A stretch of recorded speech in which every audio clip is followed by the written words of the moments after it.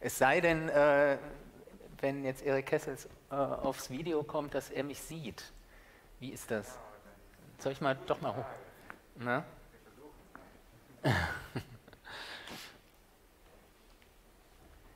Also jetzt startet die große Herausforderung, weil wir sind ja ein Fotofestival und kein Fernsehstudio. Genau, jetzt müssen wir das mal testen und den Erik Kessels einladen. Also vielen Dank erstmal an Kevin Pauliks.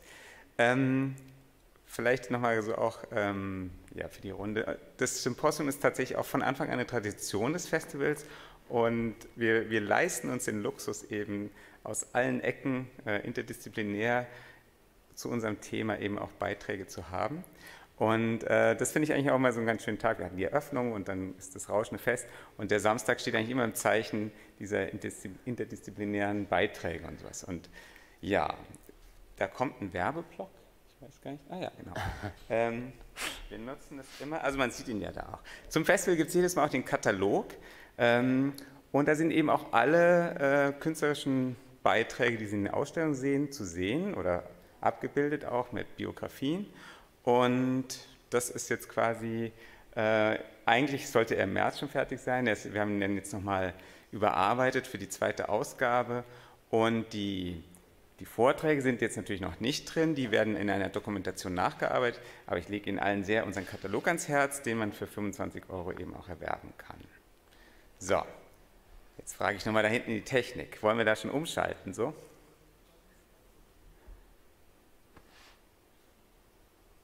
Und dann wäre nochmal die Frage, ah ja, jetzt hat er, sehr gut. Ah, da ist er ja. Das ist jetzt schon, also das ist jetzt, Erik Kessels ist in Amsterdam und ich weiß nicht, was er hört. Da oben ist er. Wow. Ja. Ah, er hört. Hi Erik, can you hear me? Hello. Yeah, I can hear you. Very nice. Dann übergebe ich wieder an den Lukas. Soll ich dann hochkommen? Du kannst gerne hier stehen, dann sieht man dich auch mal so ein bisschen, ist ja auch schön. Na, beziehungsweise, dass Erik mich auch sieht. Also ich fände es ja schon schön. Genau, weil wir haben die Kamera auf hier. Visuell kennenlernt. So, hold on a second. Ich mache das jetzt mal so. Did I stop the screen share? Yeah. Hello? Erik? Where can you see me? No, you cannot see us, you can't even hear us. Jetzt ist ein bisschen Konflikt, also Erik macht seinen Vortrag auf Englisch. Ich werde jetzt erstmal auf Deutsch einführen und dann aber irgendwann auf Englisch switchen. Erik, do you understand German? Probably, but he doesn't answer. This is quite a humorous situation as well. First of all, also zuallererst möchte ich mal sagen, das betrifft jetzt hier die vielen Fotografinnen und Fotografen, die hier sitzen und die sicherlich so das eine oder andere über Erik Kessels wissen. Es ist ganz wichtig, wir haben Erik vorgestern oder gestern auf jeden Fall aufgrund der steigenden Inzidenzwerte in Darmstadt, also Erik wäre von einem Risikogebiet ins andere gereist, empfohlen, nicht anzureisen. Es hat also nichts mit der ihn gerade so entgegenschwappenden Welle der Cancel Culture zu tun, dass er hier nicht ist. Er wird dann später darauf eingehen, nehme ich an, in seinem Vortrag. Ich hätte mich sehr gefreut, Erik, wenn du hier gewesen wärst. Ich hätte mich sehr gern mit dir physisch diskutierend unterhalten, statt jetzt doch über Videoscreen. Das ist schade. Auf der anderen Seite, wir kriegen das hin.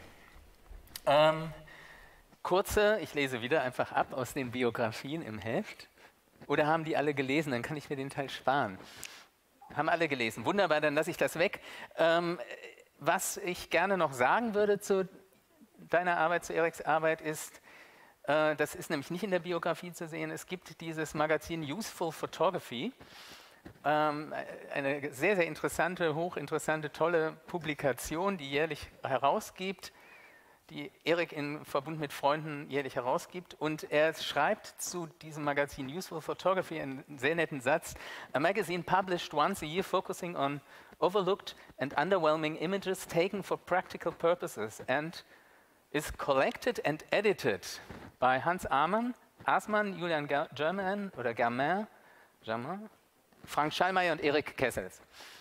Und was ich sehr wichtig finde, also auch jetzt nochmal zurück bezüglich zu dem Vortrag von Kevin, ist die Frage des Collecting and Editing. Also Bilder sammeln heißt in der Regel, sie zu dekontextualisieren, also im ursprünglichen Produktions- und Wirkungskontext zu entfernen und zusammenzuführen. Und Editing ist ein wesentlicher Prozess wiederum, innerhalb dieser Sammlung eine Auswahl zu treffen und mit dieser Auswahl ein neues Argument zu beginnen, einen neuen Diskurs einzuleiten. Und gerade jetzt so diese Photolab, ich werde es nicht los, also diese App, die es jedem ermöglicht, sich selber auf den Pfirsich zu projizieren. Es gibt jede Menge solcher Bilder, die zirkulieren in privaten Kreisen, und das ist, glaube ich, ein Teil der Arbeit, die Erik sehr faszinierend macht, ist, diese Bilder rauszuholen aus ihren Privatwirkungsstätten, hineinzuführen in eine breitere Wahrnehmung und über das Editing nochmal zuzuspitzen, bis zu einem Punkt, wo ein an sich im Einzelnen völlig lahmes Foto eine ungemeine Brisanz entwickelt im Kontext der vielen, die da zusammen sind. So, Erik, I hope you understood a little bit of what I said. Ja, ich spreche Deutsch. Ich verstehe Deutsch, ja. Ach, super. Toll. Das freut mich. Du sagtest noch eins, in deinem kleinen Artikel zu dem Beilageheft zum Katalog, das fand ich sehr, ja, wie soll ich sagen, also sehr interessant oder sehr wichtig. Du schreibst, zunächst einmal denke ich, um wirklich kreativ zu sein, muss man sich wohl und furchtlos im Kopf fühlen. Kreativität braucht diese stabile Grundlage.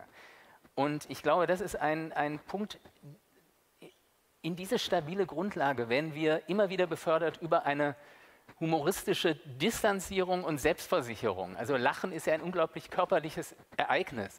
Das Lachen, da schüttelt es den Körper und das versichert uns, aha, wir sind wieder da und sind ein wenig weniger furchtlos.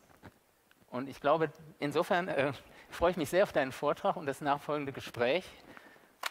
Leg los. Okay, danke.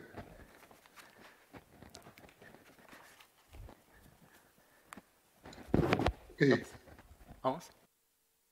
Is it, can you see the screen or? Okay. Today I'd like to talk about. First of all, welcome everyone, and sorry that I couldn't make it because for obvious reasons. But today I like to talk about how I, for maybe 20 years now, work with photography, and also how I reappropriate existing photography for some time already. And for me, it's very important how to kind of find images, look at the stories that are behind these images, and also try to take them out of its context and tell another story with these. So maybe to start, this first started with some photographs that I found maybe 20 years ago in Barcelona, and I found about 400 images of this woman, so very likely her husband has taken for 12 years images of this woman, and on the market in Barcelona there were 400 of them in a box, and it started to rain. Didn't really look at them closely, but I thought I'll save them from the rain. I took them home, and when I was home, I found out that there was a woman on all the. This woman was on all the images, and also in a sequence for about 12 years. And I kind of started to put them in order. And at a certain moment, I had them maybe for 2 years already. And many people said, like, maybe you have to do something with them because otherwise they stay in your drawer. And it's quite nice to really work with these and make something out of it. So what I wanted to make a publication with this at first. And so I started to put the images in order. And yeah, the husband probably had photographed her, and yeah, this is almost like an amateur photo shoot, because yeah, she was like posing very beautiful for the camera, and yeah, often there was a lot of bathing suits that she is wearing, and you also see like yeah, constantly her quite big in the frame, and very, yeah, like an amateur fashion shoot almost. And but when I was yeah, and mostly they went on holiday. This was during holiday, and mostly in Spain. And sometimes also, for instance, her husband brought a rose for her to put like a rose in her mouth. And but then when I was putting them in order, it turned out that kind of the longer he photographed her, the smaller she became in the frame. So she was constantly getting smaller and smaller in the image. And the last image of these 400 images was this one. And here she is almost disappearing in the image. She's very far away.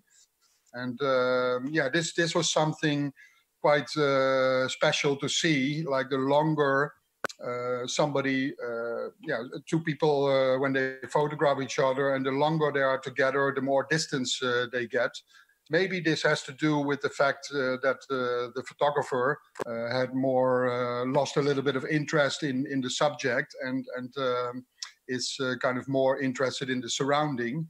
Also, it could have been that the wife or the woman didn't want to be photographed up close anymore, but that's for everyone to judge themselves. So I made this book called In Almost Every Picture. So that was a title that I came up with because there were maybe a few pictures that she wasn't on. And yeah, I did an exhibition in Barcelona. And yeah, in the exhibition, I thought, like with the poster of the exhibition, I thought it's maybe nice to ask if I can investigate if this woman is still alive. So there was a lot of publicity in the newspapers where, yeah, they asked themselves, like they called her Senora X, and they thought it was also strange that a Dutch person was looking for a Spanish woman in Barcelona. And or they called her La Mujer Misteriosa. And after 2 weeks, there was a woman entering the gallery, and she said that she knew this woman on the images. The name of the woman on the image was Josefina Iglesias, and she died some years ago, and her husband also died quite recently. And that's also why they didn't have children, and the children are not on the images. And yeah, that's why they photographed, he photographed constantly her. And yeah, and that's also why these images ended up on the market, and there was no kind of trail anymore to, you know, family to give the images to. So yeah, in that, after this first book, which was published in 2001, I was quite interested in finding photographs by people that I don't know. Sometimes I know them, sometimes I find out who they are, and then I'm contacting them, and then but I'm mostly interested in the story behind the images, and almost like how special some private amateur people can make a very beautiful story without them even knowing. Maybe I can also show one of the last books I did in this series. Later I will show you a few more. This is book number 15. I have made now 16 books in this series. They have all the same title. They're all called In Almost Every Picture, which is maybe not very smart, but yeah, I couldn't find another title for every single new book. This is photographs I found in Hungary, in Budapest, and it's yeah, these are 50 photographs, and they are constantly of the same person is constantly on the images, the same man, but next to him there is always somebody erased. And when I looked closely, you see that there's often, you can see like female shoes or a female handbag that is still sticking out. So this must have been, a woman that is standing next to him. And so this is also kind of a reappropriation already in the images. And most likely this is, the story is, because I don't know, but most likely the story is that the wife of this man at that moment had found these images with all his ex-girlfriends, and then kind of brutally or carefully erased the girlfriends next to him, which also results almost in a very beautiful, kind of painting on a photograph. This is like a watercolor almost, and you see that sometimes it's done very carefully, and also it's almost like a painting on a photograph. It becomes very beautiful in that sense. So again, here there is like a mysterious story behind this series of photographs, and for me that's also very important, because I think that also nowadays with so many images being taken, I think that that there's often very beautiful stories that are still untold behind the photograph. And like the visual representation of a photograph is something quite obvious, and you can look at that, but there's also sometimes there's a whole story behind that.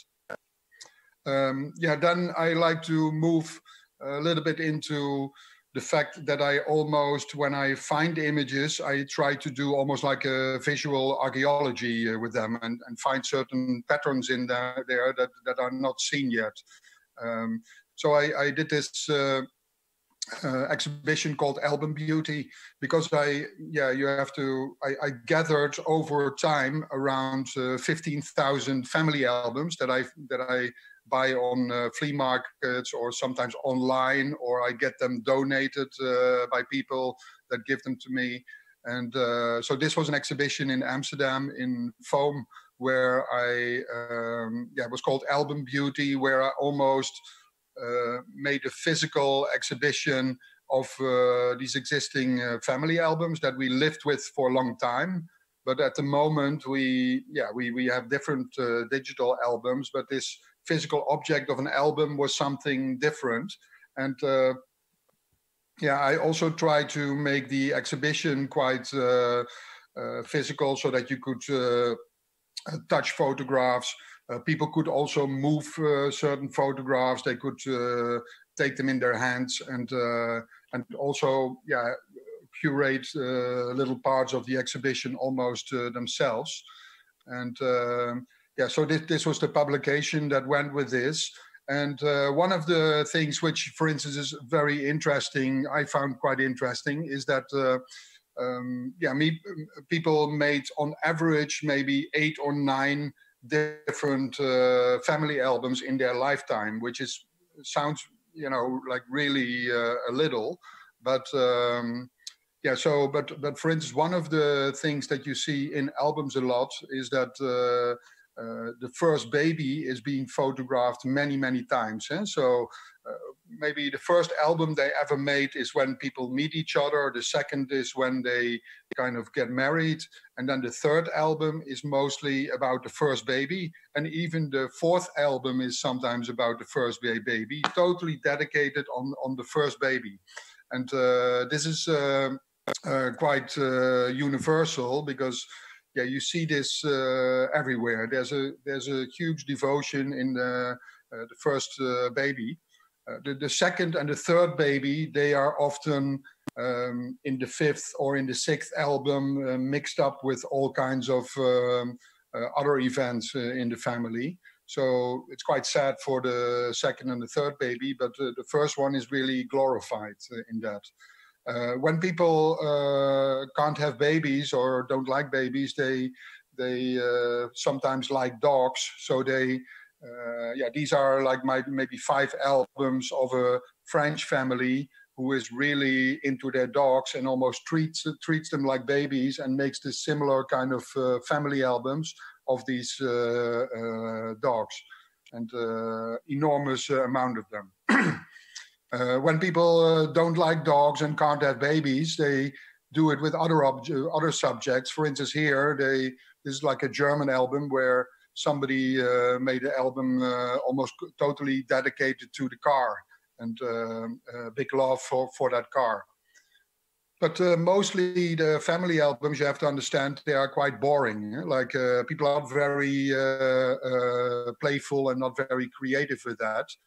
So this is an album where somebody photographed the interior of a house, just totally boring, and there was almost nobody in the house.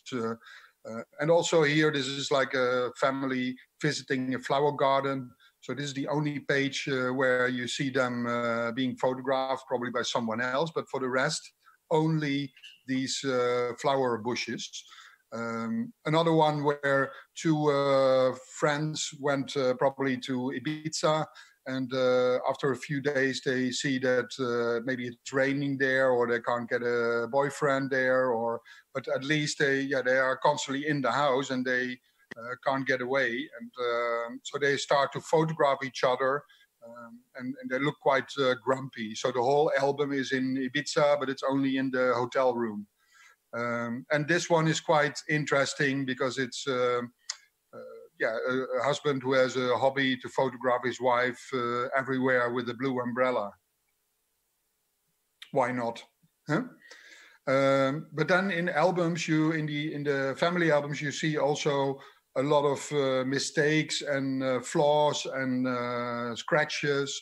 And because the photograph was a physical object and not a digital file, people didn't want to throw it away. So here there's like a ink stain on 2 images that were posted like this in an album.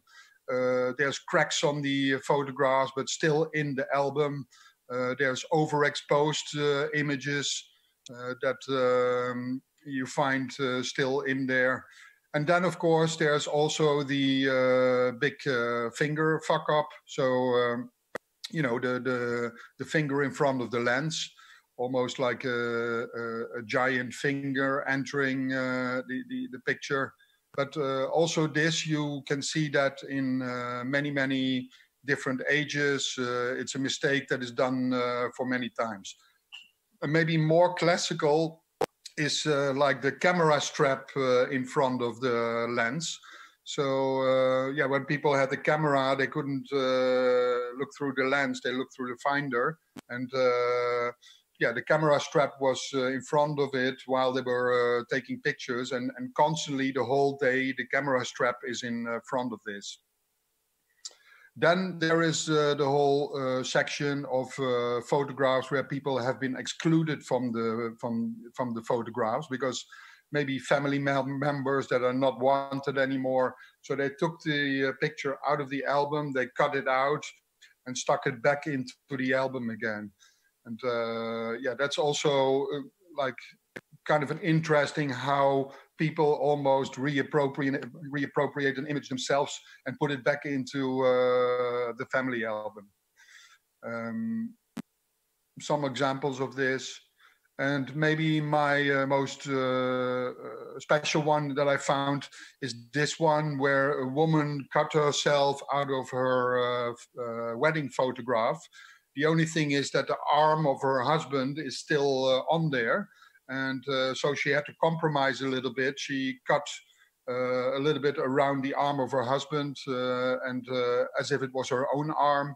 And then she stuck this back onto a piece of paper again. And that piece of paper, she stuck it back into the album again. So, but also very beautiful how like an amateur kind of approaches this. And I think this is also like a beautiful piece of art almost, like a beautiful collage. Yeah, when I was doing this, looking into all these albums, I found also another phenomenon, and this is like that I showed that already in the first series that I showed, that man had always the analog camera. This has changed now, of course, drastically, but the men were, when there was a holiday, they were photographing their wife, and they did that often in nature. So Mother Nature is just a collection of photographs where a woman is almost like planted in front of something beautiful, nature, and then being photographed. Sometimes the woman had to move also really to the edge of the frame because there was a very beautiful piece of nature in front of the photographer. And also here you see it in almost, women are almost like planted into the nature and then being photographed. Sometimes, like the woman on the right here is also standing in nature, and you think like, okay, nice, I found another one. But then when you look left, then suddenly there's another one. There's another, then it's like a little bit of a bonus then. So when you look at images, and also, when you start to believe that this is like a system, true or not, I don't know, but then you also find all these quite interesting photographs. It's a Chinese woman in nature. This is like one of the last ones I found. It's from South Korea, like a woman wearing an orange tree. So quite weird. And this was an installation that I did in the Volkwang Museum in Essen, where like a bassin of with plants and flowers and trees were planted into a museum. These were plants that were incubated before, so there was no pesticides on there. And then the photographs are planted in there almost like on pins, and almost like in a botanical garden. And so for me, it's also interesting when I found this series and I make maybe a publication with it, the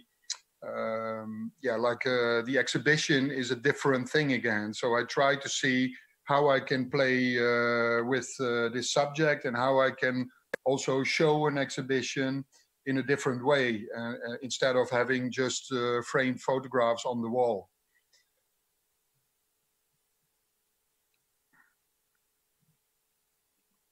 Maybe just another thing. This was maybe also an example how I try to play with how to use photographs and how to show them in an exhibition or into a context of a festival. So this was during Unseen, like a photo festival and photo fair in Amsterdam.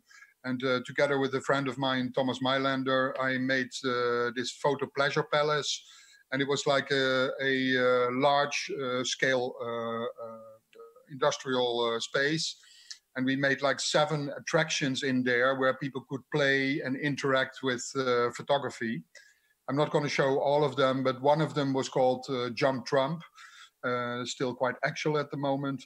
And so people could walk up on the stairs and then jump into an 8x8 meter face of Trump, and almost kind of hit him in the face.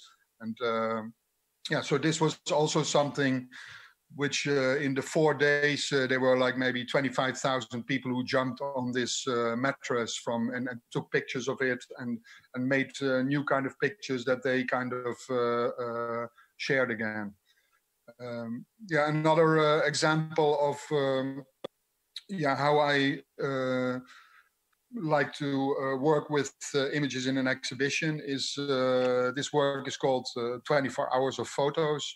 And it's what I did. I downloaded 24 hours of photos from Flickr, which is this photo sharing site.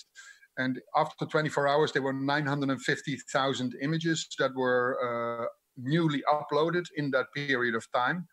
And so what I decided to print them all and then have them into a space, and people could really lie in them and interact with the images. This has also a lot to do with that we could now see physically with how many images we live nowadays. But also people that walk through the exhibition could see how the lines are blurred between private and public.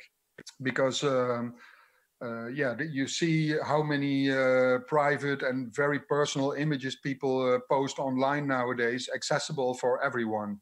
And this had also to do with, I mean, we see almost more images nowadays before lunch than somebody in the 18th century in their lifetime.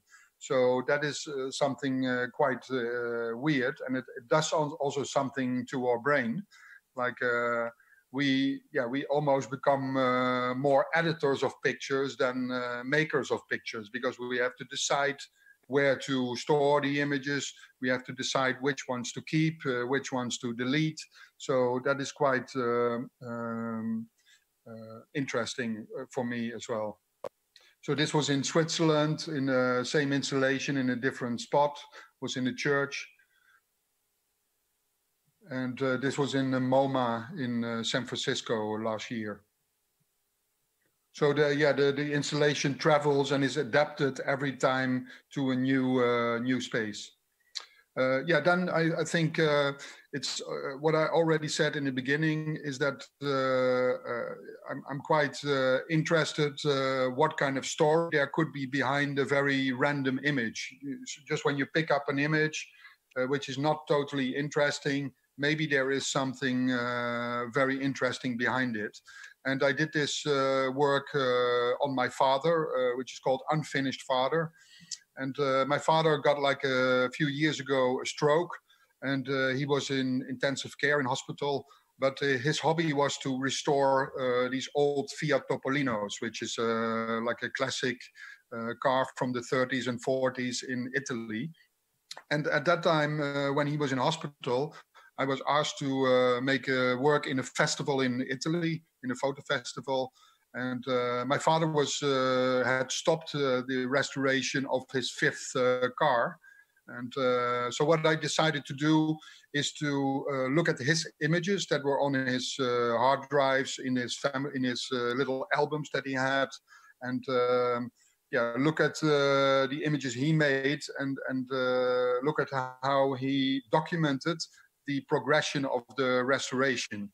And for me, it was interesting to see also here, for instance, he has put the bottom of the car in the snow just to have a nice big white space to show it in. And also here he put all the parts in the garden to photograph them when they came back from the spray painter. And also he documented the steering wheel and how he restored it. For month and month, he was busy with this steering wheel. And for me, it was just also to combine my love to look at images and to find the context behind the images and his passion for restoring this car. So these were also all his images. And you see, until the steering wheel was finished. And then I decided to bring his unfinished car to Italy, to the space in Italy, and exhibit it together with printed and framed photographs that he made of the restoration of the car. And so this was also a very beautiful space, I thought. It almost looks like a miniature, but the space is like 30 meters high and 15 meters wide. And I decided to put everything on the floor so that it becomes really like an unfinished exhibition also. And so it also says that you can be quite emotional and quite personal with some images that are the day before had no value at all, but when you contextualize it and when you reappropriate it, it becomes quite special, at least. So I show only this one, but I did several very personal projects, also about the death of my sister, and also showing very mundane and simple images, and with that just making like a personal family, documenting a personal family history. Yeah, so the car was also, this exhibition was nominated for the Deutsche Börse Prize in London. So they had to really lift it 50 meters high and put it through the roof of the museum. At the moment, my father, by a miracle, he got much better, and he survived this. He was like 3 years in hospital, and they told him you can never walk anymore, but he started to walk again, and he's back home now. And yeah, the exhibition is still traveling here and there, so but he's kind of complaining because he says like, yeah, I want my car back, and where is it?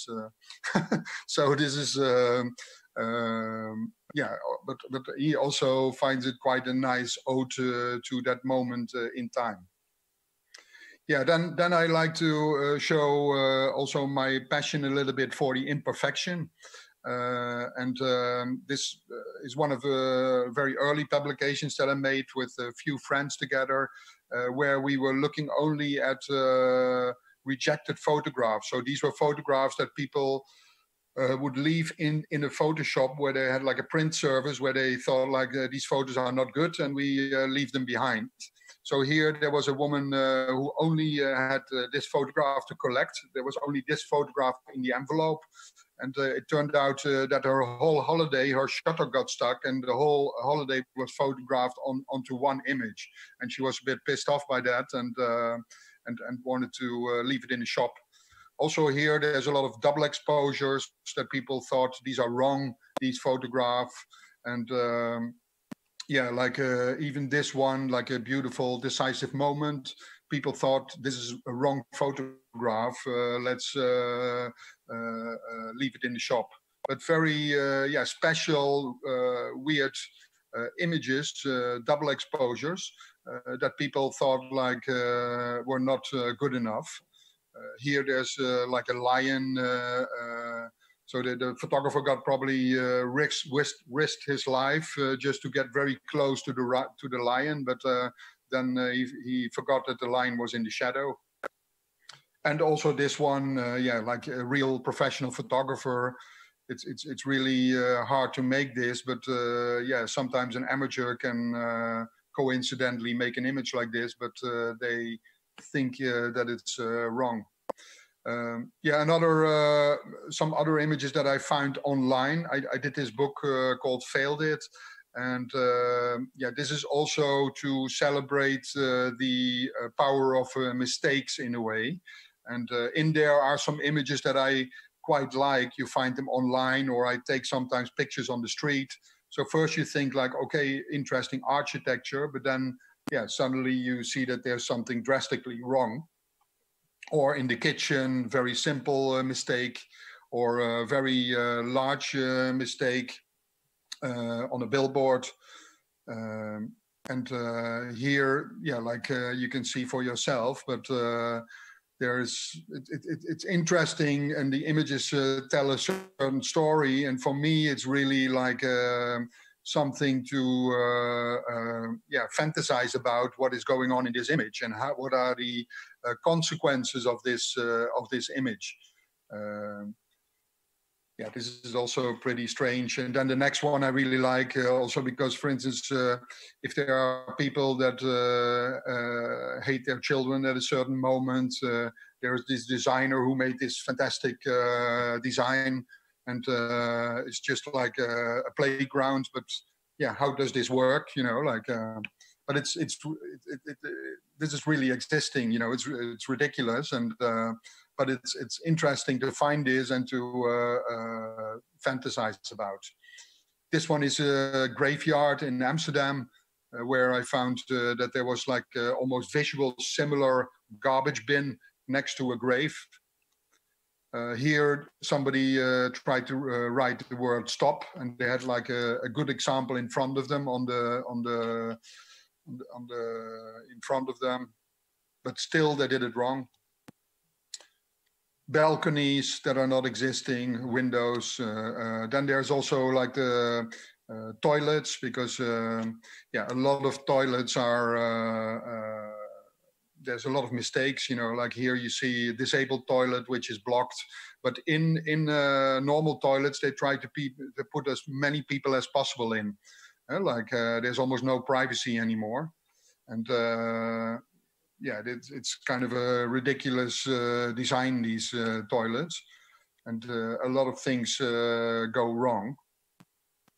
And even here, you think like there's nothing wrong here, but when you look closely, it's a very small mistake, but something will go terribly wrong soon here.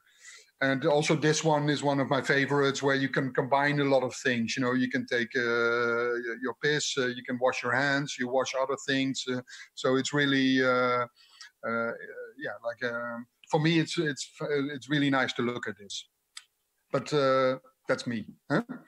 Yeah, then I think we live in a time where everybody repeats itself with images, and there's quite a lot of uniformity. But in my case, I also find that quite inspiring. So what I did for a project, I collected all vinyl records. So like in secondhand shops and in record stores. But then I only collected the one with enormous amount of groups on there. Because I find this one says like children of one father. And I find it very interesting, the aesthetics of these images with these enormous amount of groups on there. And yeah, like, so I did a project where it's called Group Show. And this was a vinyl where I made music with all these 2,000 records that I collected. Plus in the vinyl, there's also a booklet which shows a lot of the covers. And then I did an exhibition where showing all the vinyls, but this was also a sound piece, because on the vinyl, there is the sound where all the records are stacked, all the sound of the records are stacked on top of each other. So this is like, I'll hope you can hear the sound. It's quite loud. It's this one.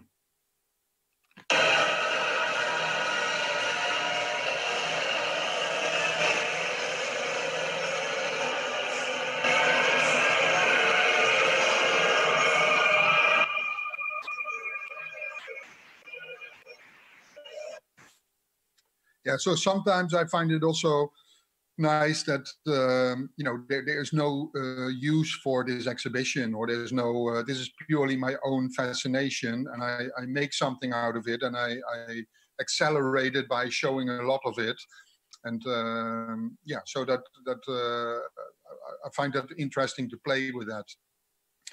Yeah, then maybe this part of the presentation is shit, as it says here. So just I made this book called Shit quite recently, and it is a book where at a certain moment I found like an image online of a German soldier in the Second World War taking a shit, or going to the toilet outdoor. And I found it very weird that another soldier was taking a picture of him. And because you know, this is kind of a private moment. And I was quite fascinated by that. And then I started to look, because I found this on eBay, and I was starting to look for more images of sellers on eBay that were selling photographs of German soldiers trying to, doing their business. And yeah, so in the period of 3 months, I found maybe 80 of these pictures. So, you know, it's kind of an absurd thing that, there was probably this kind of thing amongst each other, that they would take pictures of each other doing their business. And of course, this is like also like an ironic work, and also to call it shit. And it's even translated in Scheisse, the book. And but it's, it's also my take on this is like a very small part of a very large part of a very large event in history, and yeah, and also the first exhibition I did was in Bolzano in north of Italy, where I made this almost like a white cube box in a gallery space. So people have to enter through a double door, and then yeah, you close the first door, get through the next one, and then you come into a very classical white cube where the photographs are beautifully framed and printed. And then, but then when you're in, you also know why there's the double door, because it smells like enormously in there. And yeah, quite quickly after entering, you have to leave again, and then for other people to enjoy it. Yeah, then my last part is also again like a tribute to the amateur, and also how much I like that, and how amateurs and semi-professionals sometimes can be also like almost an inspiration for professionals. So yeah, what already said before, I make this magazine Useful Photography, where there's always kind of semi-professional photographs in there in a certain theme for a certain purpose. So in this case, it's all about cow photography, because in every country there is a cow photographer. So it's almost like a typology, almost like how the Bechers did this, but then done by a semi-professional. Because yeah, these are very valuable cows, and they need to be documented. So they're always documented in the same way. There's a little bit of grass underneath the first two legs. There's somebody holding it behind the head, and the cow looks exactly the same, only the background changes.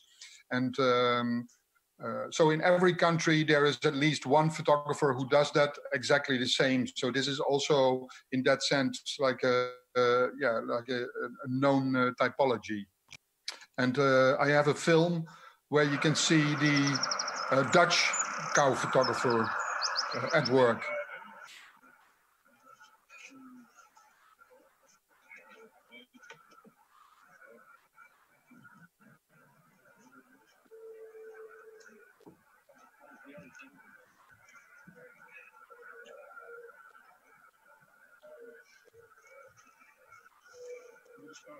Charles. Een boerensvrouw. Die andere boerenvader is een boertje. Rechts voor dat gebeurde.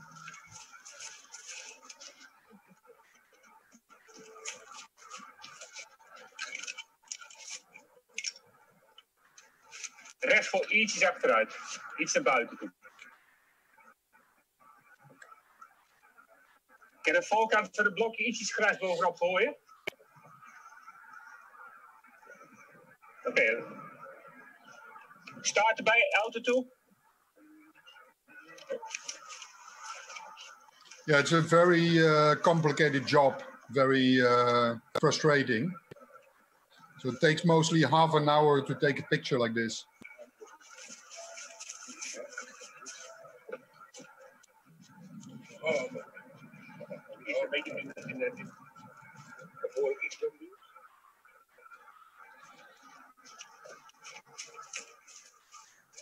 Nee, nee, dat niet mee hoor.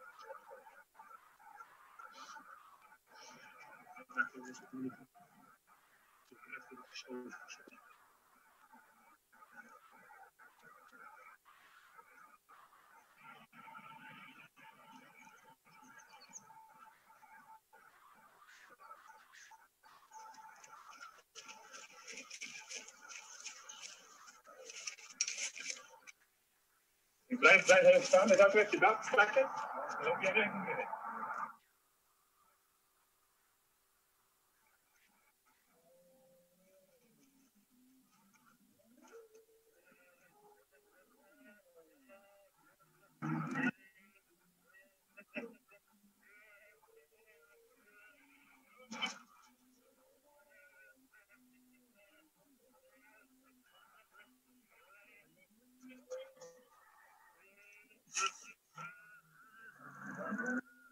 Yeah, this is the picture. Yeah, let me just quickly.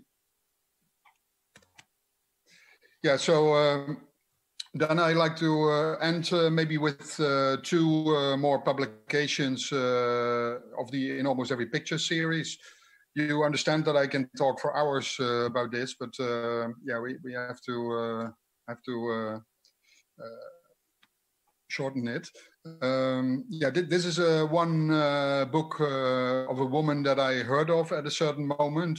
This is the woman in the picture, which is called Riya Van Dijk. And Riya, when she was 16 years old, this was in 1936, she was shooting for the first time in a fun fair. And so when you shoot and you hit the bullseye, it takes an automated picture of you, almost like a very early selfie in a way. And she did this every year, which was quite special for a woman to do this. And yeah, like and then she shot every year after in the fun fair in this town in Holland. And yeah, so in this work you see like so in the book there's all these pictures from all the years, and you almost see the history of photography from black and white to color to Polaroid.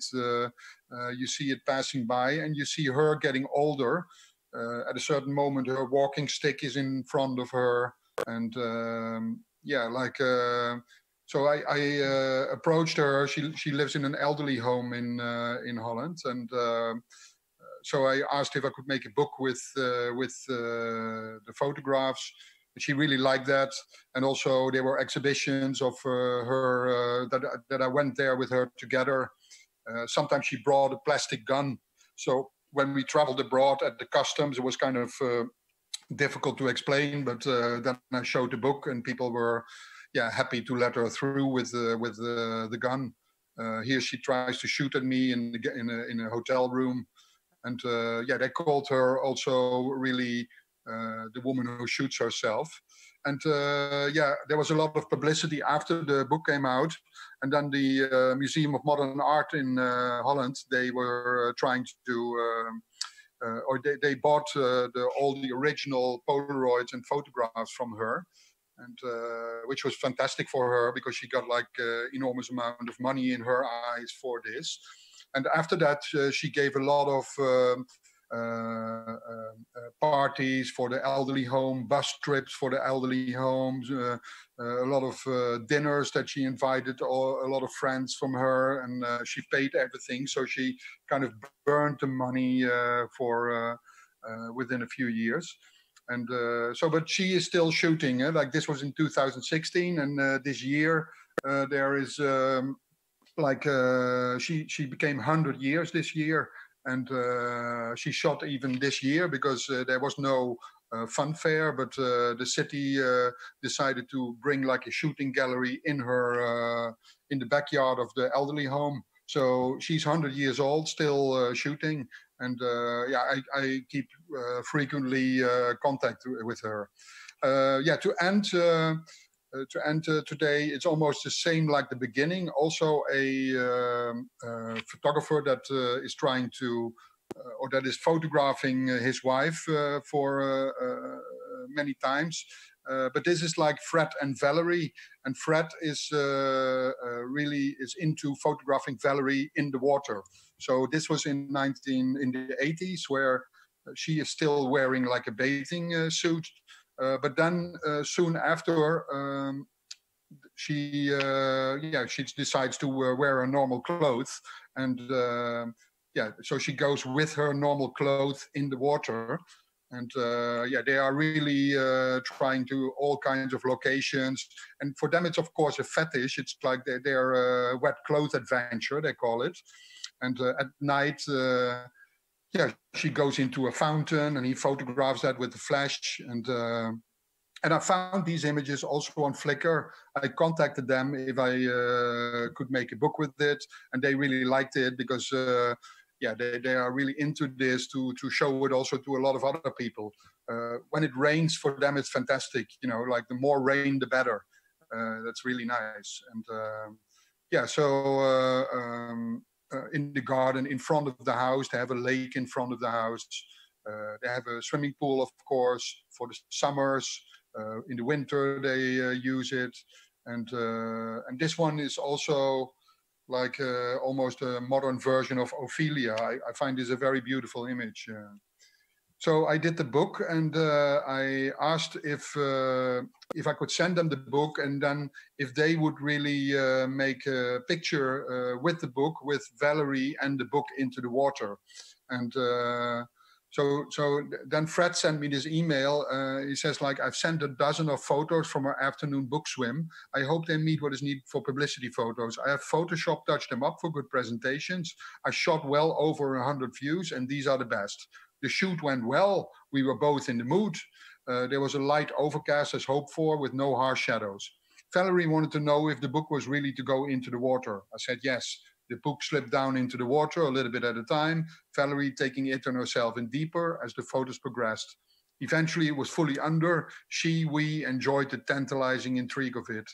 Yeah, and then they say, like, after the photo sequence, we both swam with the book, looking again at each picture. The water was not seeming to have any effect on it. We must have enjoyed it 2 hours in the water with it. I rinsed it off in the house, dried off each page, and placed paper towels between each page. The book seems to have withstood the lengthy adventure just fine. Loved the whole business, Fred and Valerie. And then these were the images that were made, that Fred made,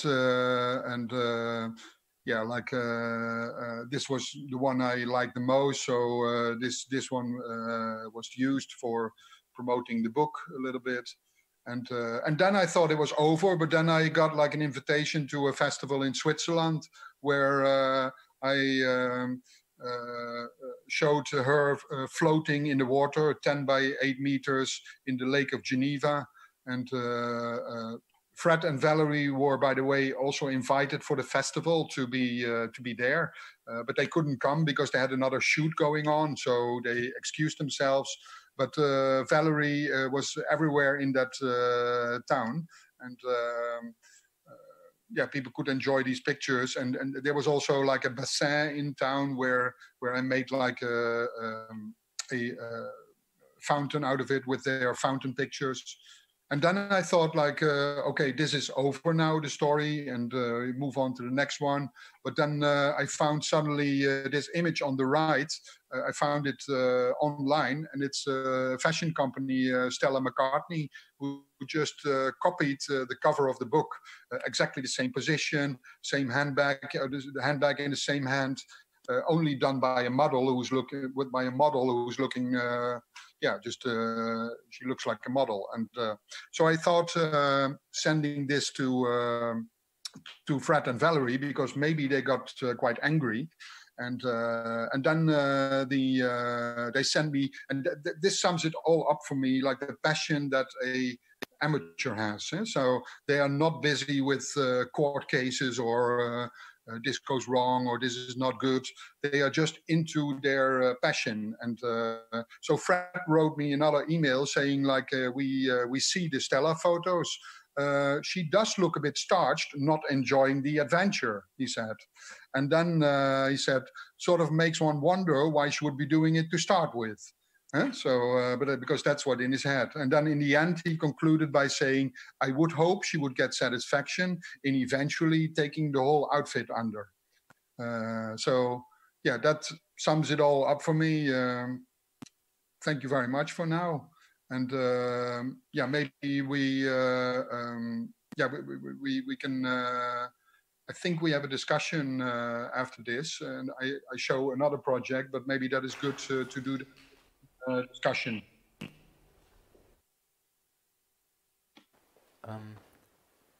Ja, vielen Dank. Thank you very much, Okay. Erik. Could you hear me well? Or? I can hear you very well still, or we can hear you probably. So it's open to the public to questions now. I have many questions, but maybe you start.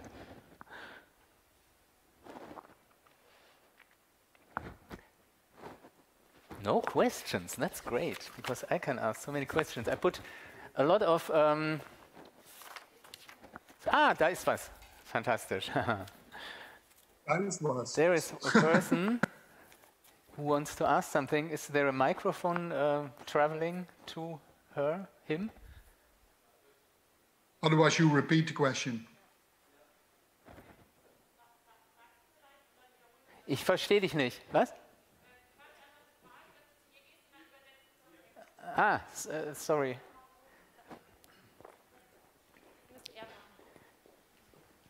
Da ist er. Da hinten. Erik, can you see the audience, by the way? Yeah, from behind. Okay. From behind. Can you see me? No, I don't see it, but maybe you can stop sharing for a second. Yeah. Huh? Okay. Yeah. Okay. So now we see what you see. Great. Yeah. Good to know. So there is a question from the audience. I have two questions. One question would be, you talked a lot about and work a lot about the photo albums, mostly historic photo albums or albums from the past.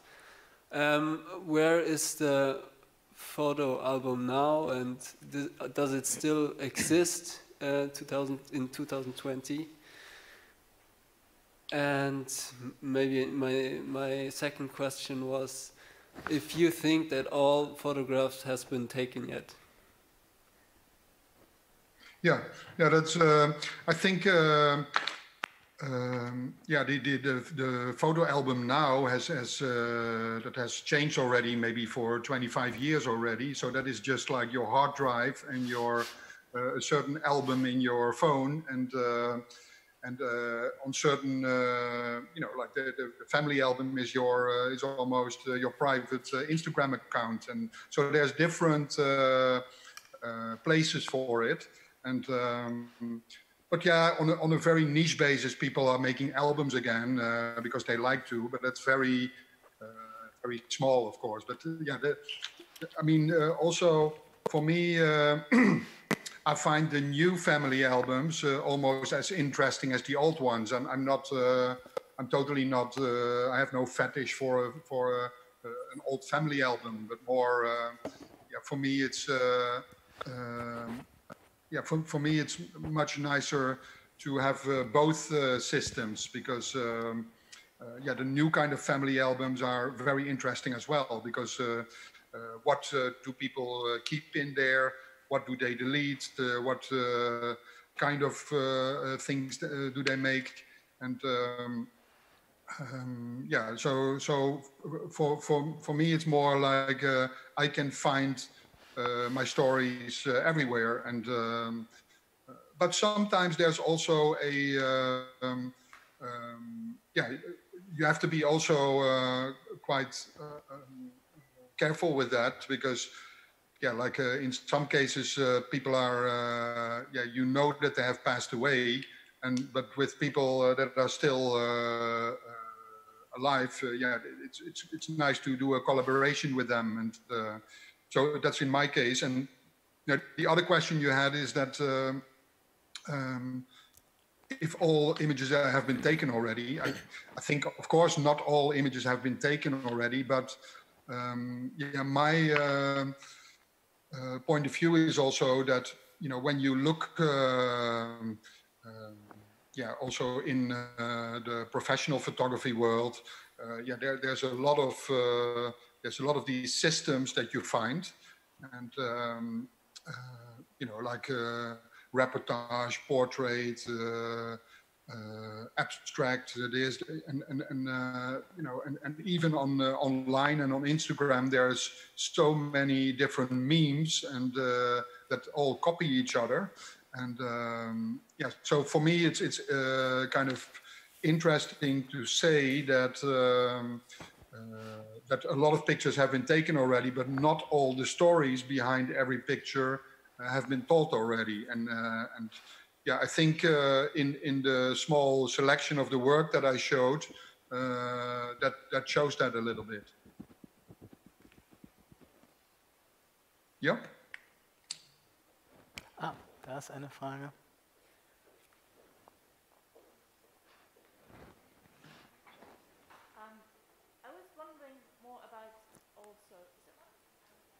Hold on a second.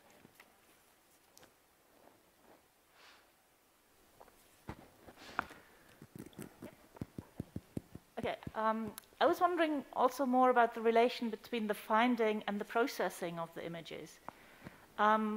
Because the finding has a very analytic approach in a way, but then the processing in, for example, the exhibitions you create, etc. There's one specific moment I was wondering about, because you talk a lot about the male gaze in the found footage that you use. For example, the aspect of the females in flowers covered, somehow camouflaged in flower arrangements. And then in the exhibition, you kind of recreate... Yeah, the connection is lost, I think, for now. Okay. Yeah? Sorry, can you repeat the last part again? I was wondering about the relation between the finding as an analytic approach and the processing, for example, doing the exhibitions. And you talk a lot, which is interesting, about the male gaze on the female figure, which is a very classic subject anyway. But then in the exhibition context, regarding the female standing in flower arrangements, etc., there's this ironic twist in it that I can see. But in the exhibition, then you kind of recreate this image by setting the plants in the exhibition and then putting the images again in the plants.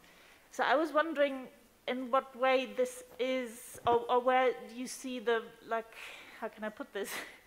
Like the productivity of this topping the irony with itself in a way. Yeah, I think it's a good question that you, because there is a difference between the finding and the processing in that sense. So for me, let's be more in general. For me, the whole approach and my curiosity is just like in the human beings. So you will see in a lot of the projects that there's a typical behavior or an unknown behavior of the human being that is sometimes hidden, that is sometimes forgotten, and that I just like to pause on, or that I like to show in a different context.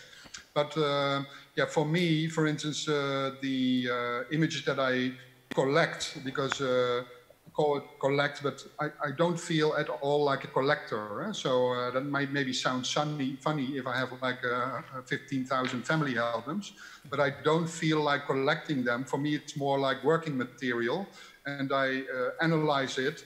And so the finding is also something very that takes even when the finding is quite quickly, because on markets and you buy things, but then to look at them and to chew on them and to process them, that takes a long time.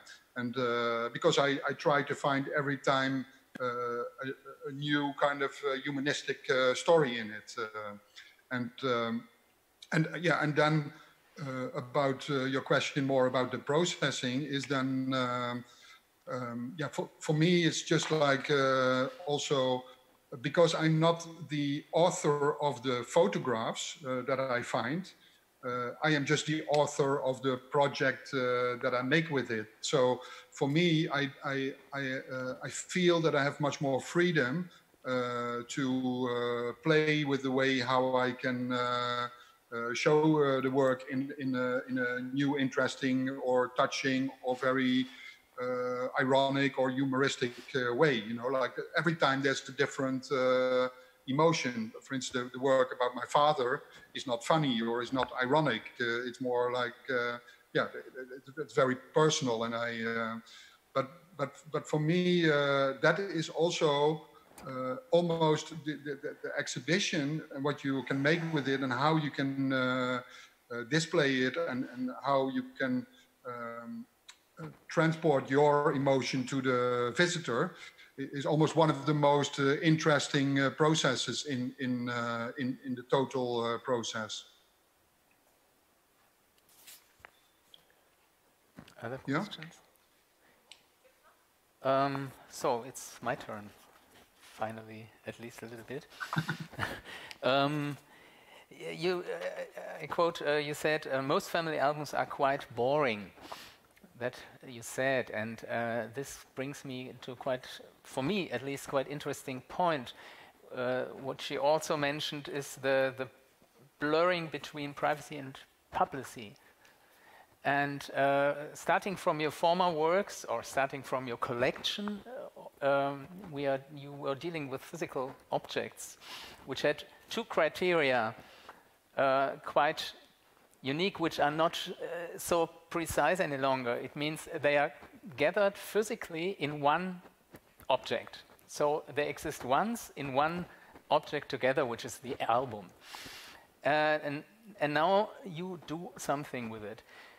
Privacy, I think, changes the understanding of privacy to a wider understanding, which means it's more public what I'm doing. I'm sharing it on my private Instagram account, which I easily switch on for another friend and another friend and another friend. We don't have to meet physically to share these quite boring pictures. And I have to explain why they're not boring, because in my understanding they're definitely not boring as a private person. I did it for a purpose. And it could lead me to the question about humor. This maybe we don't know what the people did when they opened the album and saw these living room architecture. Maybe they started screaming with laughter. They said, "Isn't that funny, these blurred images?" Or I remember looking with my grandma at her album, and there is one picture, and underneath is written, "Unfortunately out of focus and nothing to see." So there is a sort of humor gathered, and which is very private. And my question is, how do you see this difference of humor in private and humor in public, which you do such in a way with editing, but also which happens more and more by the media that make it easier? I mean, the difference between human in private and human in public, at that time when there were analog family albums, yeah, there was a huge difference, because, as you said already, the albums were very private. Only maybe a few friends and only the family saw them. So it was something very, very private. So, and of course, now, yeah, there has been an enormous evolution at the moment. I mean, we live in a renaissance of imagery at the moment. You know, we are, I mean, there's no stopping anymore almost, you know. So you know, for instance, the Instagram account is now a personal propaganda account almost, you know, like because there you can show what your humor is, what your pain is, what you yeah, it's just like a channel to have private propaganda almost, in that sense, in a positive way. Yeah? So I'm not. So there is a big difference. But what you say about the humor, yeah, like of course, it's fantastic when you see those kind of interesting captions underneath an image. But what I was saying, like, because 99 out of 100 albums don't have that, you know, like because there has been also an evolution, is that to the fact that when people went in the 50s on holiday and they had a camera, they took images of mountains. So in a lot of albums, you only see mountains and hardly any family members. And for instance, when I looked at my father's Super 8 material, there was 5 hours of Super 8 material when we went to Germany, Austria, Switzerland on holiday. And there is only mountains, goats, cars, but there was only 2 minutes of me and my sister together. So in the 5 hours. So that shows also, but I like that, I find it interesting, those kind of,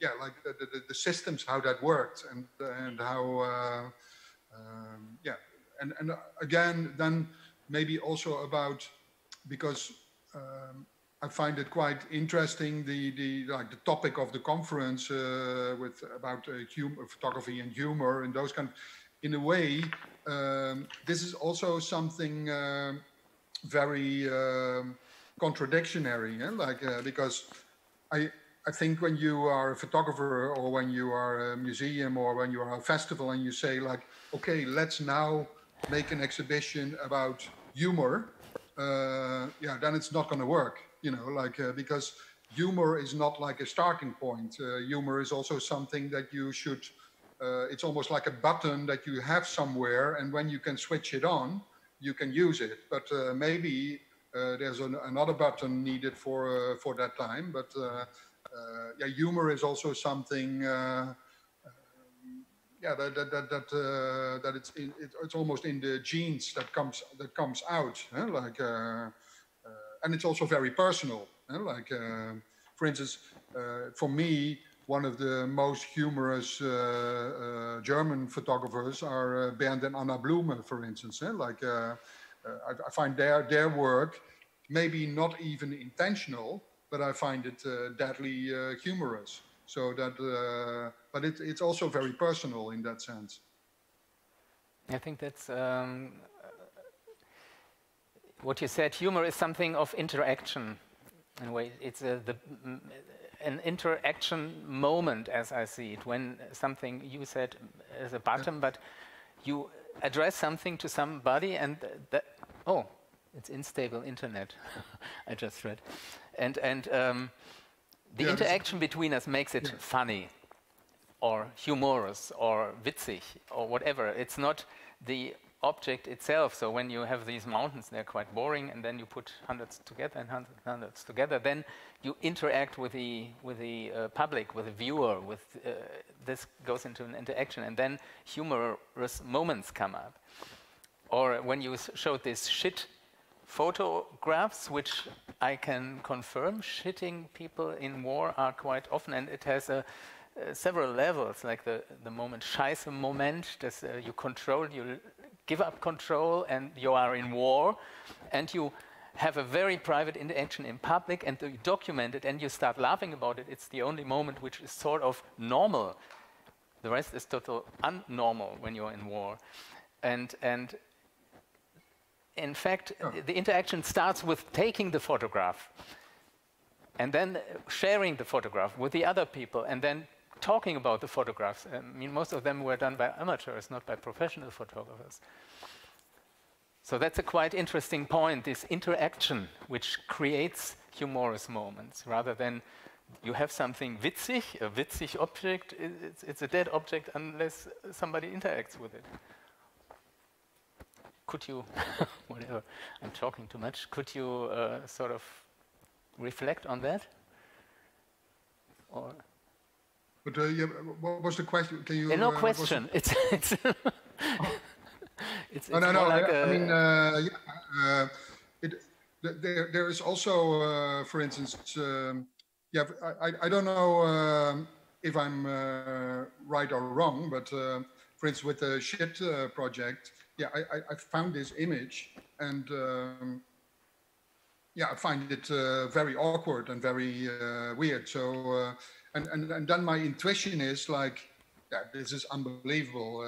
I say like in myself, I say like this is, and then but I have all these channels then in my head, and then I start to see if I can find more of it, and then if I can almost make a story out of it, and this is of course I mean I'm not I would be very happy to show it once in Germany, because I think also that this work has different levels, you know, like it's ironic and it's also sarcastic, but it's also very human and very also sad, and you know, like that. So there's different levels to it, and I just try to try to play with that, and but I'm still sometimes, for instance, when when I show it in Germany, for instance, some people don't like it, others find it hilarious, and which which there is also, I think that's also good, you know, that you cannot always with every work make such a statement with it, but yeah, so I try to work with all these different levels. Sometimes it's, and I try to bring certain forgotten things to the surface, and also because at the moment we just we live with so many images. We just consume images like fast food. You know, they get in and we throw them out. And, but we hardly look at them anymore. We hardly pause at a single image or at a series of images, because it's like we have to say, like, I don't want to see this, I don't want to see this, I want to see this, because otherwise you get crazy, because you need to be almost an editor. I mean, look at how many images you delete on a day, or how many emails you delete, or how many files you delete, because otherwise you get overwhelmed by it. And but this does something to us. That it also makes us. If we talk about photography, it is not so very good for photography, because people are not really looking anymore. They're just consuming, but they're not like they're not like pushed to look at something in a different way. And yeah, that's why sometimes artists or photographers, that's why they have to do that then. Erik, I could go on for hours with that. Now I got the information that I have to shift to the elephant in the photographer's room, so to the Breda cancellation, which you would like to give a statement, and is it part of another small presentation, or just a talking about it? Yeah, I can just, I mean, I don't have to give a statement, but I can just show what happened maybe. Huh? Yeah, so, that's great. Okay, then...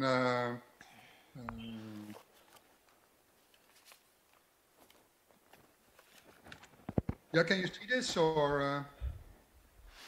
can you see this? Yes, we can see. Yeah, so yeah, this is maybe not so much about humor in photography, but I was asked also by the organization to share this quickly, also because this was something quite recent. So I was invited for the festival in Holland, in Breda, just to, they have a theme this year of the best of times, the worst of times. So, you know, this is a very, you know, like a very hot time we live in a lot of commotion, a lot of protest, a lot of topics that are very reactionary and very strong. So, and the festival really wanted to show works that also raise this discussion. So I got this skate park, so I was able to do something. They showed me this as a possible location for the work. And I thought, like, I had no work yet, but I thought, like, it's quite interesting to use this skate park.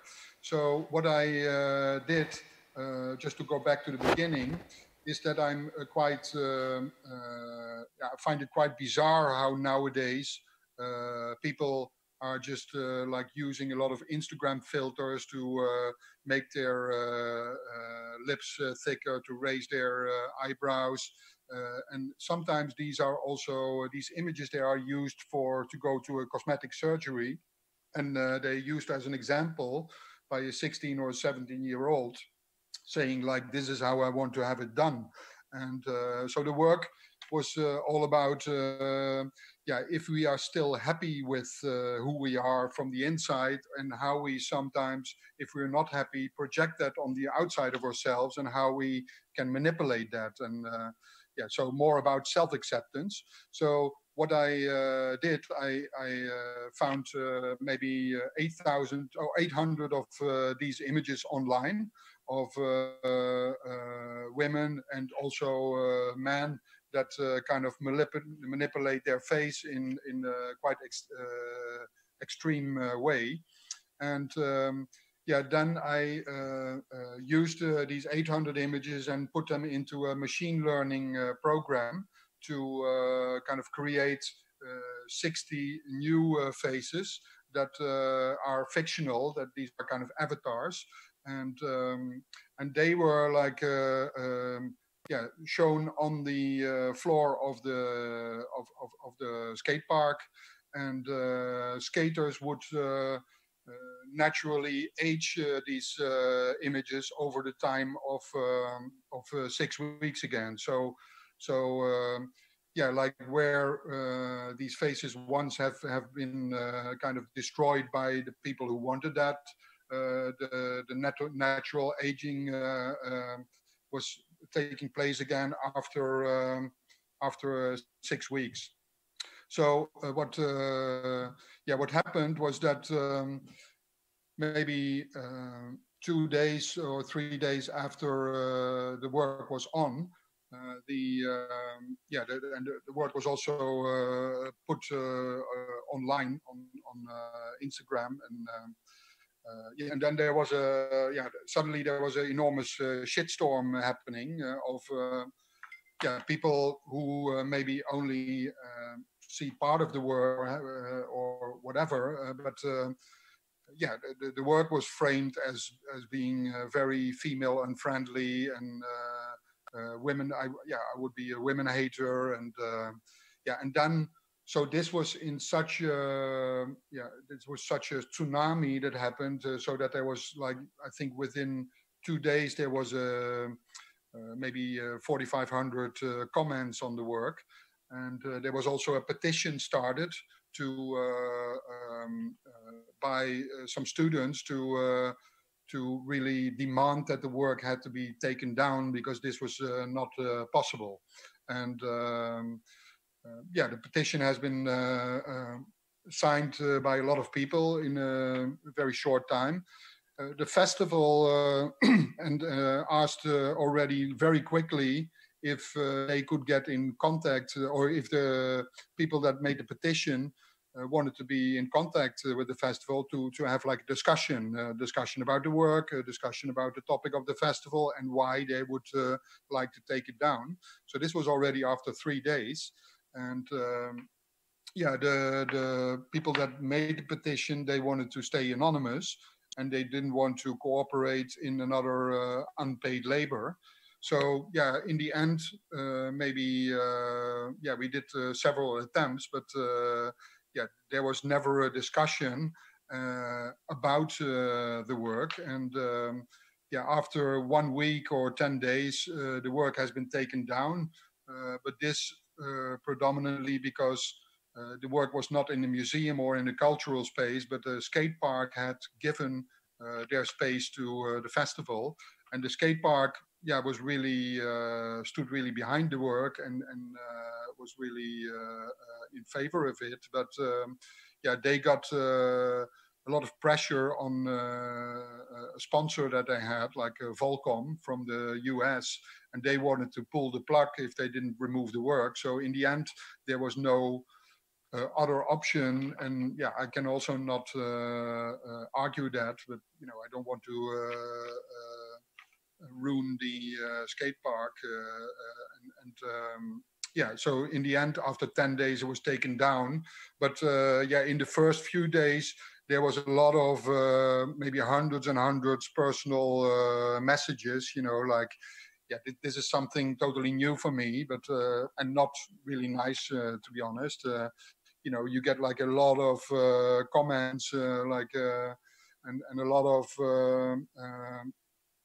hate, like you're not a good person, you hate women, you you ignorant dumb fuck. It goes on and on. It's like a enormous amount of this.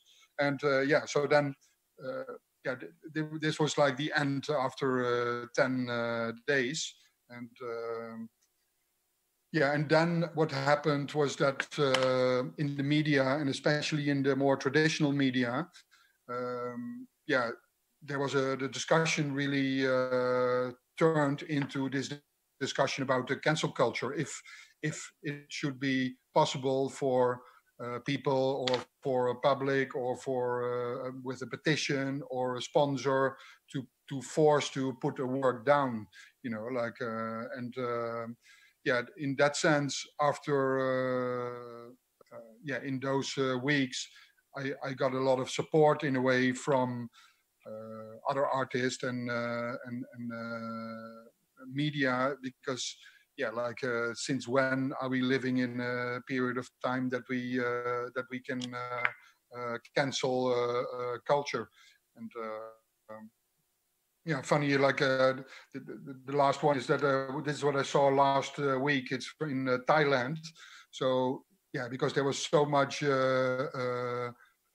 publicity on this one work, and also quite a lot of negative publicity, that this is in Thailand. They already kind of made a copy of it with the Thai minister in this case. So that is in short a little bit of the story of this work and what happened in the last few weeks. And so I don't know if you have, I can talk about it a bit more, but maybe you have some questions about it, and then I'm okay to answer them. Thank you. Albrecht, was? Ja, vielleicht gibt es jetzt noch Fragen aus dem Publikum zur Arbeit oder sonst. So there's a question to the left, Sophie. Yeah.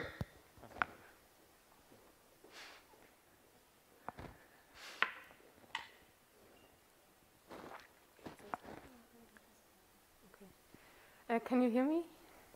Yes, I can hear you, yeah. Okay. So I don't want to go or talk about the reactions. You explained it now and showed us the reactions as well. But I would like to talk a little bit more about the work itself.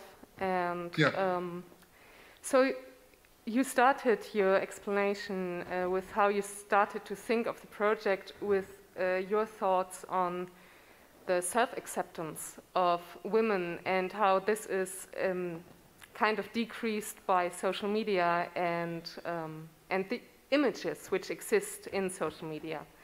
So what I am asking myself with your work is, why destroying the faces of those who, in your opinion, already don't accept themselves anymore? It's like a double death, isn't it? I mean, of course it's a double, I mean, you could say that it's a double death, but I see it more like that, I mean, since when, I mean, I have no kind of criticism towards women kind of remaking their face. But the only thing is that I was just reacting on since when can't we naturally age anymore, and since when don't we accept ourselves anymore the way we are. So that was the only that was the only thing, and I didn't have this work before I had the location of the skate park. So the natural aging over time was something that we tested already a year ago, and the rimples and the things would metaphorically and ironically get into this into these fictive portraits again. But I can understand, you know, when you say like there is these women didn't accept themselves from the start. That's why they did it, and now they destroyed it themselves, and then now you do it again. Yeah, I can understand that. That is a way of looking at it, and I can also understand that you can see it like this. But that was not my intention in that sense.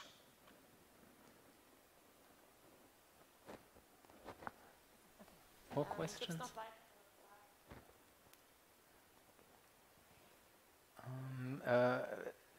So my question leads a little bit into another direction, but maybe I understand your work very much as a phenomenologist work, like you see phenomena and show phenomena which are interesting for you by combining them, by making them denser. And in a way, how you look at your own work when you showed the photographs is also very phenomenologisch approach by showing the small scratches on the surface of the prints of the faces, which are also somehow manipulated before, which is a very straightforward approach in a way. And I come to the question if that might be sort of, it's very freshly made, so don't worry.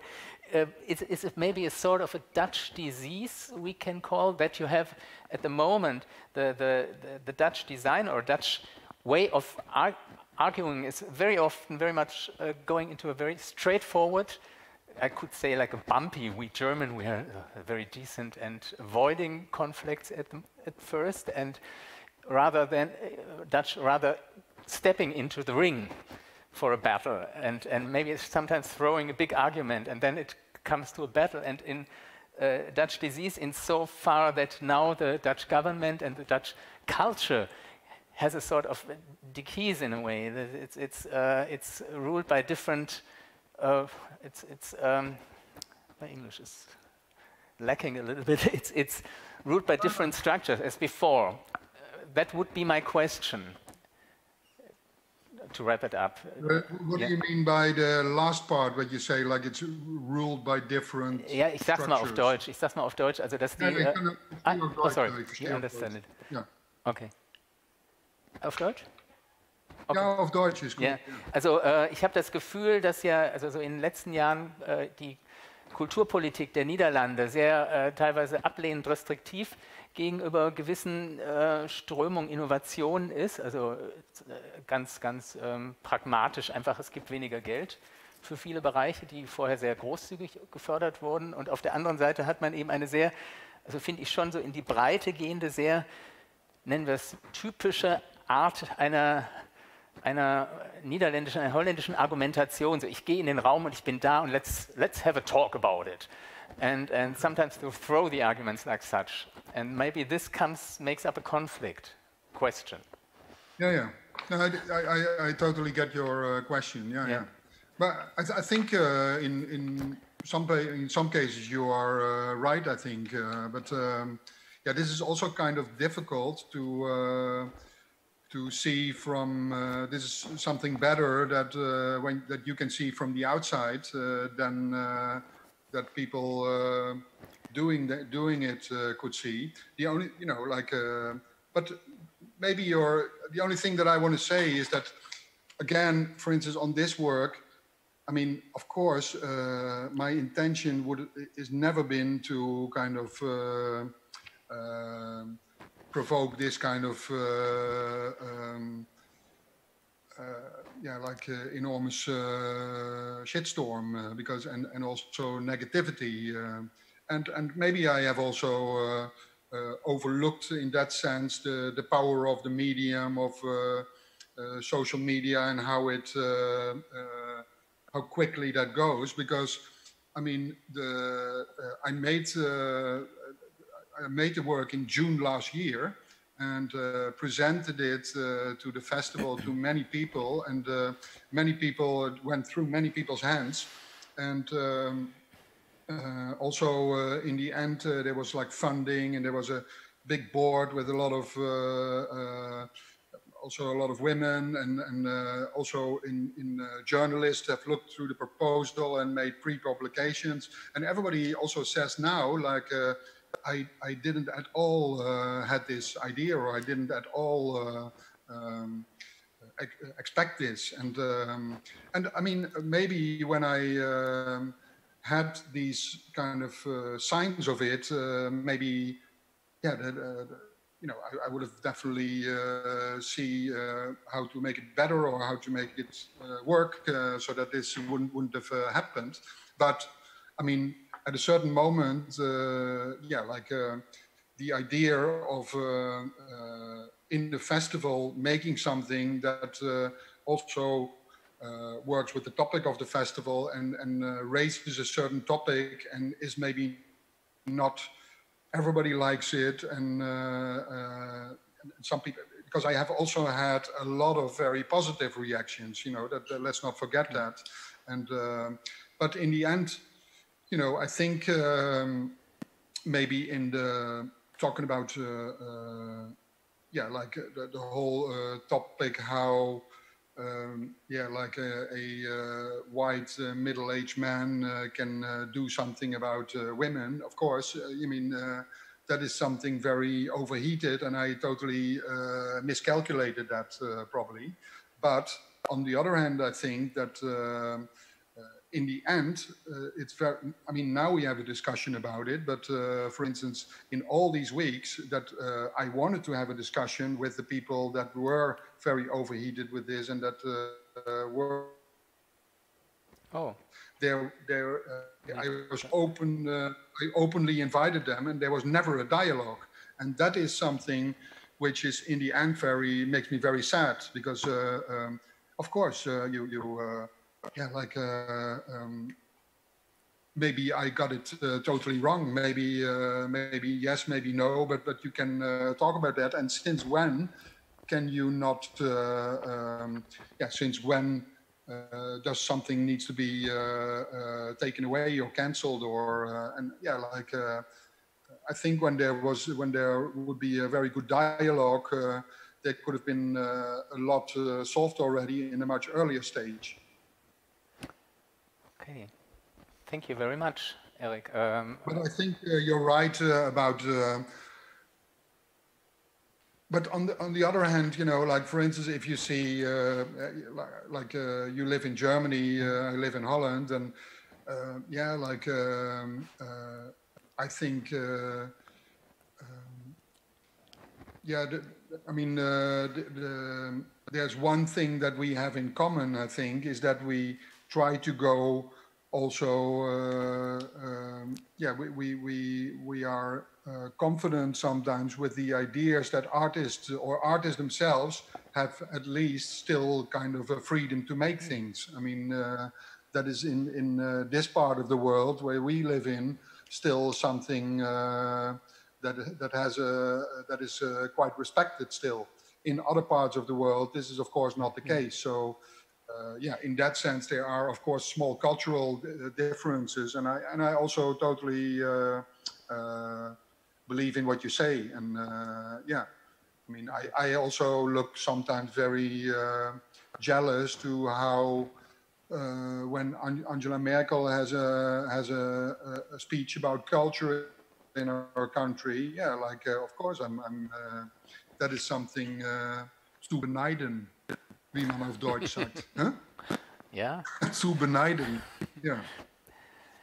Yeah, I agree with the point that art needs the freedom to even create conflicts, and which means you as an artist often have to be quite resilient, or at least lernfähig, that from these conflicts something new will emerge. But I think it's important to create conflicts once in a while with art, and to see where are the hotspots, the sensitive moments, or the sensitive points in a society.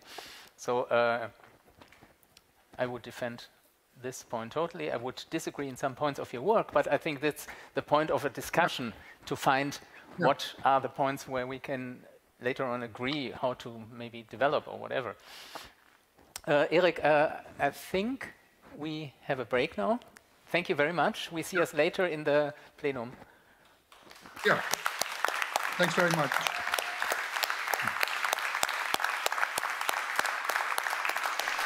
Ja. Ja, vielen Dank, Erik Kessels hier von hier auch. Ah, kann ich auch winken? Okay. Ja, wir haben ein bisschen überzogen. Wir machen trotzdem jetzt die Mittagspause und würden um 14 Uhr wieder pünktlich anfangen. Wir haben keine Gastronomie hier im Haus, jetzt wäre alles wieder zu schwierig geworden, aber es gibt ja Umgebung einiges, wo man sich verpflegen kann oder wie auch immer. Ansonsten kann man natürlich das Ausstellungsprogramm vielleicht noch kurz nutzen. Auf den Plätzen lagen über diese Zeitung, wo dann auch ein Stadtplan drin ist und eine Übersicht. Und dann würden wir uns um 14 Uhr für alle, die mögen, gerne wieder hier treffen. Noch ein Hinweis, der Werbeblock nochmal. Wir haben ja den Katalog zum Festival, den es jetzt da hinten zu kaufen gäbe, wo alle Ausstellungen detailliert beschrieben sind. Vielen Dank, bis später. Kannst du das Mikro ausmachen hier? Sprechermikro. Du kannst.